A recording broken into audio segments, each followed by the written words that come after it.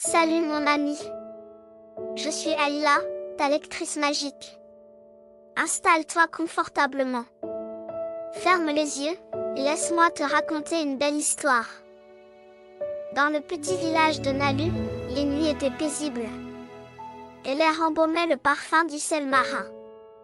Mais depuis plusieurs jours, Canoë, une jeune fille au regard vif, ressentait un appel étrange venant des vagues. Chaque soir, elle rêvait de l'océan qui lui parlait dans une langue ancienne. Et au réveil, elle découvrait des symboles mystérieux, dessinés dans le sable devant chez elle. Des spirales, des formes de coraux, et des silhouettes de créatures marines. Malgré sa curiosité, les anciens restaient évasifs, leur regard mystérieux fixant l'horizon. « Ces symboles sont pour toi, Canoë », murmura son grand-père Teki, un jour. Ils te mèneront là où ton esprit et ton cœur te guideront. Cette nuit-là, Canoë se leva en silence, attirée par la lumière de la lune, qui illuminait les vagues au loin. Elle se glissa hors de sa maison, et marcha jusqu'à la falaise qui surplombait l'océan. Une brise fraîche lui caressa le visage, et elle sentit une connexion puissante avec la mer, comme si l'océan lui-même l'appelait. Alors, sous la surface de l'eau, un éclat lumineux surgit soudainement, révélant une perle scintillante, vibrante d'énergie, avant de disparaître dans les profondeurs. Canoë se pencha, les yeux écarquillés, le cœur battant. C'est alors qu'elle aperçut une ombre immense sous les vagues. Une créature majestueuse. Le Taniwa observait silencieusement. Sa silhouette ondulait avec les courants. Et malgré l'obscurité, Canoë distinguait les yeux de la créature, sombres et profonds, qui la fixaient avec une intensité impressionnante. Elle sentit un frisson de peur et d'émerveillement, mais aussi une connexion inexplicable avec cette créature millénaire. Soudain, un chant grave émana des profondeurs, résonnant dans l'eau et l'air autour d'elle. Canoë comprit instinctivement que le Taniwa lui parlait. Le chant lui transmit un message clair. La perle des profondeurs, autrefois gardienne de la paix des eaux, devait être retrouvée et ramenée sur les terres, pour rétablir l'équilibre entre la mer et le village. La créature disparut lentement sous les vagues, la laissant seule avec une mission gravée dans son cœur. Canoë se redressa, le regard tourné vers l'océan. Elle savait qu'elle devait entreprendre cette quête. Et elle ressentit à la fois de la peur et une étrange fierté de porter ce fardeau. Le destin l'appelait, et elle se sentait prête. Le lendemain, elle partagea son expérience avec son grand-père, qui l'écouta attentivement, les sourcils froncés. « Canoë, ce n'est pas une simple aventure, c'est une mission sacrée, » murmura Teki. Je lui tendis une broche ancienne, un héritage familial qu'il portait lors de ses propres expéditions de pêche. La broche, ornée de motifs marins, représentait le lien de leur famille avec la mer. Garde cette broche avec toi. Elle te protégera. Canoë accepta l'objet précieux, ressentant son poids symbolique, et l'amour de son grand-père dans chaque détail. En serrant la broche contre son cœur, elle promit de revenir avec la perle. Avant de partir, elle s'approcha du rivage, sentant les vagues caresser doucement ses pieds. Elle leva la broche vers le ciel et murmura à l'océan. « Je ramènerai la perle et je protégerai notre village. » Au même moment, une vague plus forte que les autres vint éclabousser le rivage, comme si l'océan avait entendu et accepté sa promesse. Les villageois, attirés par la scène, l'observaient avec un mélange de respect et d'inquiétude. Canoë se retourna vers eux, le regard déterminé, et leur adressa un sourire confiant. Puis elle prit une profonde inspiration, fit un signe à son grand-père et s'éloigna du village. marchant vers l'inconnu avec le poids d'une mission sacrée sur ses épaules. L'océan s'étendait à perte de vue sous le ciel immense. Et Canoë, le cœur battant, embarqua sur une petite pirogue. Elle laissa le village derrière elle, avec pour seul guide, la broche de son grand-père et le souvenir du chant du Taniwa. Son voyage devait la mener à 4 lieux sacrés de l'île, où elle trouverait les écailles des éléments marins. Chaque écaille possédait un pouvoir unique, représentant une qualité nécessaire pour le rituel final. La première destination était la forêt des coraux lumineux, un endroit que les anciens décrivaient comme vivant, mais aussi dangereux. Les eaux qui l'entouraient semblaient étrangement calmes. Et pourtant, au moindre mouvement, les coraux émettaient une faible lumière, comme un chuchotement lumineux. Canoë sentit une nervosité monter en elle. Mais elle avança lentement, touchant les coraux avec respect. Alors qu'elle cherchait l'écaille de corail, un mouvement brusque fit jaillir une vague immense, comme un mur liquide prêt à l'avaler. Canoë, les pieds enracinés, serra la broche de son grand-père et murmura un chant pour calmer son esprit. La vague s'arrêta, comme si elle avait été apaisée par ces mots. En son centre, une petite écaille rougeoyante apparut, flottant sur l'eau, pulsant d'une énergie chaude.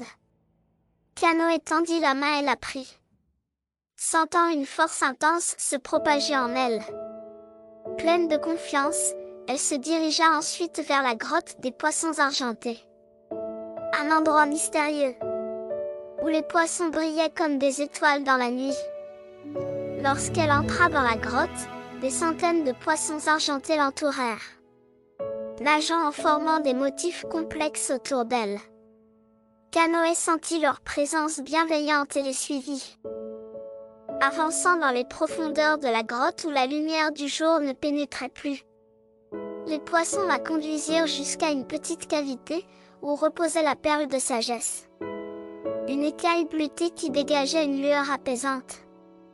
Elle tendit la main, et dès qu'elle toucha l'écaille, une vague de sérénité l'envahit, dissipant toutes ses peurs.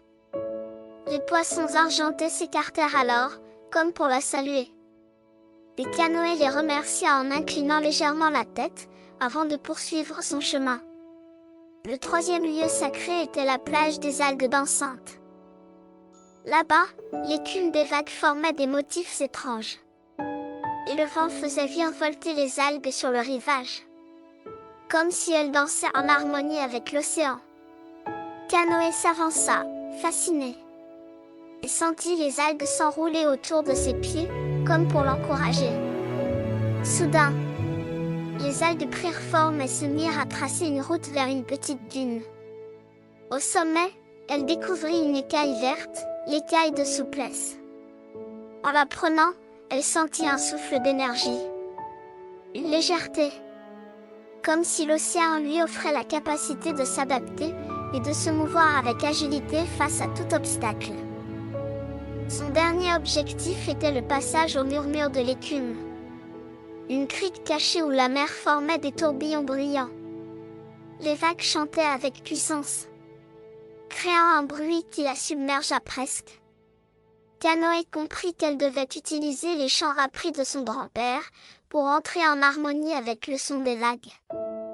Elle ferma les yeux, inspira profondément, et se mit à chanter doucement, calquant son rythme sur celui des vagues. Peu à peu, les tourbillons s'apaisèrent, et une écaille blanche apparut au centre du passage, baignée de lumière. Canoë la prit délicatement, ressentant une vibration rapide et vive en elle, comme la vitesse d'une onde. Elle savait désormais que chaque écaille représentait non seulement un élément, mais aussi une leçon, et une force intérieure nécessaire pour accomplir sa quête. Chargée de ces 4 écailles sacrées, Canoë savait que sa prochaine destination serait le volcan sacré.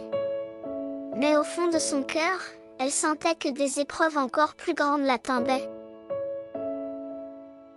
Après des jours de voyage, Canoë atteignit enfin le pied du volcan sacré. La montagne, imposante et silencieuse, semblait la scruter, comme un gardien évaluerait la détermination d'un intrus. Elle serra contre elle les 4 écailles qu'elle avait récoltées, sentant leur énergie vibrer, réconfortante et puissante. Chaque pas sur la pente raide la rapprochait du sommet, mais aussi de l'ultime épreuve que lui réservait l'océan. À mi-chemin, la terre trembla, et une vague de chaleur intense monta du sol, enveloppant Canoë dans une étouffante vapeur de soufre.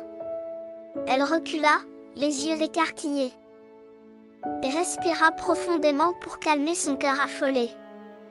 Malgré la peur qui l'assaillait, elle reprit son ascension. Chaque souffle lui rappelait la promesse faite à son grand-père et à son village. En atteignant une corniche surplombant le cratère, elle trouva une immense ouverture, entourée de pierres gravées de symboles anciens. Canoë s'avança et disposa les 4 écailles dans des rainures, observant avec respect ces marques laissées par ses ancêtres. Elle sentit l'air vibrer autour d'elle, et soudain, un chant puissant résonna dans la vallée. Devant elle, le Taniwa apparut, majestueux et intimidant, émergeant d'un nuage de vapeur. Ses yeux, sombres et perçants, l'observaient avec une intensité qui fit frissonner Canoë. La jeune fille ressentit un mélange de peur et de respect.